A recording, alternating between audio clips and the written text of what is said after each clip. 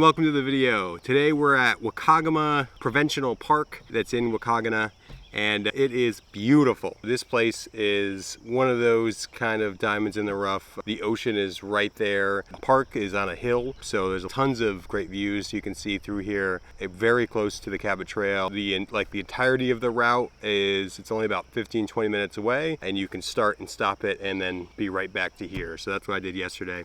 You could check that video out here. So I arrived late yesterday and I got here and there was nobody there, which is pretty common. And it just said if you have a reservation, just go to your campsite. So that's what I did. When I got there, I was pleasantly surprised because I had seen the pictures of the campsite, but I didn't realize how beautiful it was going to be. So there's 29 and I believe 30 is right next to it. Those are two kind of conjoining sites and they both have really good views. The park is pretty small. It's only like 60 or 70 sites, so that was really cool. It has tons of different options. You can go hiking. They have a small day use area with playground. They sell firewood and they have a map of like all the different trails that you could do. Even if you're not staying at the campground, you can still do those. I think it goes over the whole side of the mountain. They also have bathrooms with showers, which is really nice. I'm gonna hit that up before I leave. Seems like that's what a lot of people are doing. They have just outhouses that are spread out throughout the place. They have access to water. They have water spigots, which is really nice because I can fill up whenever I need to. And they're kind of all over the area.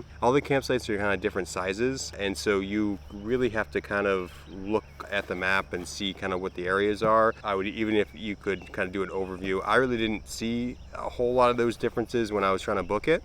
But there I can kind of show you some of the differences. It seems like the lower numbers, the tent site lower numbers are pretty small.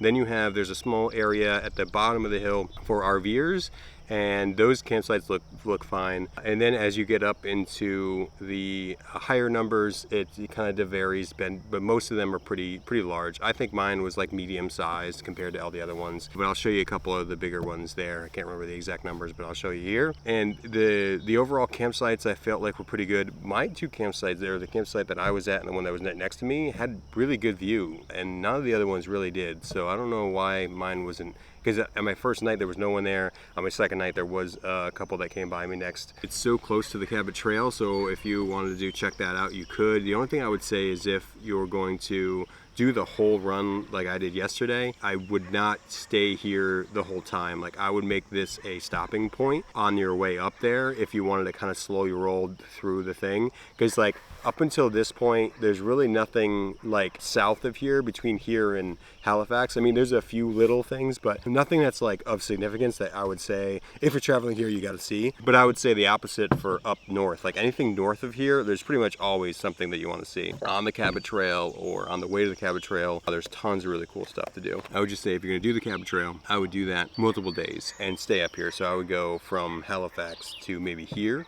stay a night here, and then go from here to a campground that's in the Cabot Trail.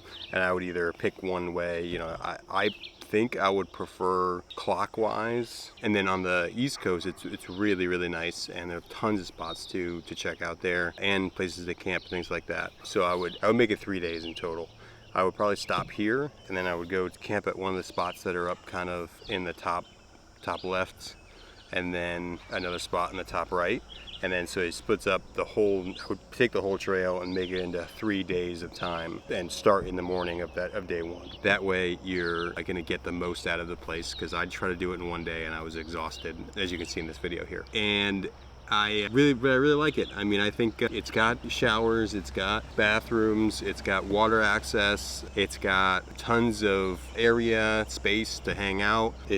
It's got these little shelters here, which is to my left over here, but there's also one that's down on the side of the hill, and those just seem like hangout places. So I don't know if this one in particular is part of this campsite, but the other one just seems to be like there. So I would say if you need a place to kind of hang out for a little bit, there's like these little shelters that you can hang out at. Yeah, it's just been fun. Well, thanks for watching. I appreciate it. If you like this video, hit like, and if you want to continue to see more of this, subscribe, and I'll see you in the next one.